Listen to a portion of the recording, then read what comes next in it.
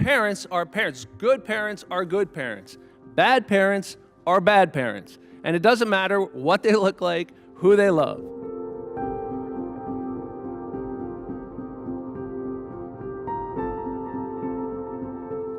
I've been with my husband for almost 28 years. We were allowed to get married just 5 years ago, and for 27 of those years, we've been raising children. We have 3 children. My oldest came to us when he was not quite 3 years old. He had been barely eating solid foods.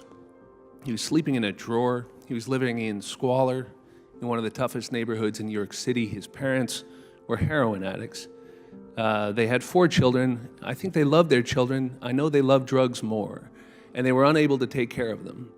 And we didn't set out to be parents. This wasn't about fulfilling some desire we had. It was because someone asked us if we could help, and we said we would. And soon after that, his mom OD'd, and there was no one to bury her, so we did. And his dad went to jail, and there was no one to take care of this little boy, so we did. And it was the greatest thing that ever happened to us. And you know, it was a few years later that an adoption agency called us from Texas, sir. And the reason they were calling us in New York was not because we were seeking to adopt. It was because they had learned in the 1990s that there were certain types of kids who were not going to be adopted, where the circumstances of their birth, through no fault of their own, obviously, was difficult or confronting for traditional adoptive parents, where there were issues of HIV or rape or incest, sometimes mixed with concerns about interracial adoption. And what these adoption agencies learned, to their credit, was that there were LGBT couples in cities like New York who would say yes to these children. Not as an alternative to the straight couple that was going to raise them, as an alternative to never being adopted, because no one was going to adopt these kids.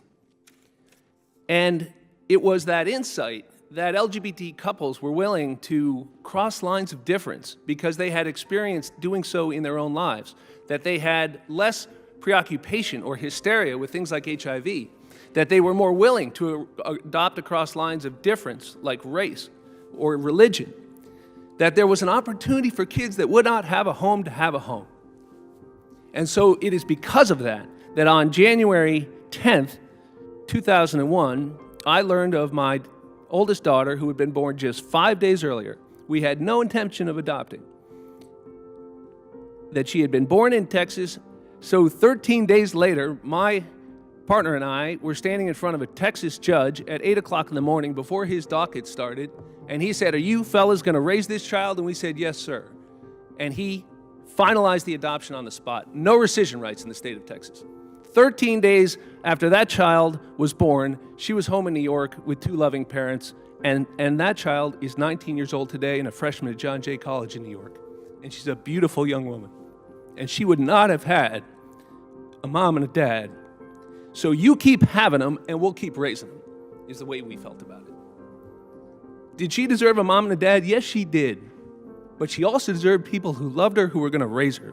And that is what is at stake today. Our 3rd child, the adoption agency, same one, 2 years later, came to us, same story, very similar.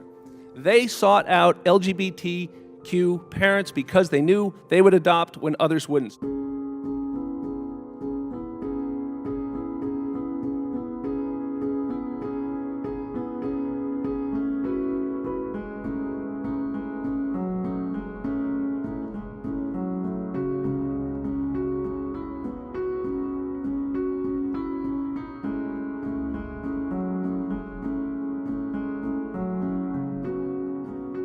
The point is when you allow people to discriminate against those couples, you deprive children of good moms, dads, families who are going to love them.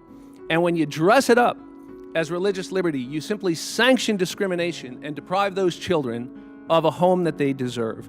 And so we're here because the Trump administration, as we know, has green-lighted license discriminate laws to allow federally funded organizations to discriminate against adoptive and foster parents who don't share the organization's religious beliefs, and that means also LGBTQ parents and people of other religions won't be able to adopt. And those kids are the ones that are going to lose. Hundreds of thousands of kids who need foster parents, who need adoptive parents. That is the collateral damage that will ensue if we allow these discriminatory practices to occur under the guise of religious freedom. You know, I would close by saying that LGBTQ people are also people of faith. One of the most frustrating misunderstandings is the notion that this is a disagreement between people of faith and people without faith. It is an act of faith to care and love for a child. And so it is because of our faith, not in spite of it, that we oppose these discriminatory measures. And we'll keep fighting these hateful rules down in Washington because every child deserves a home. Thank you.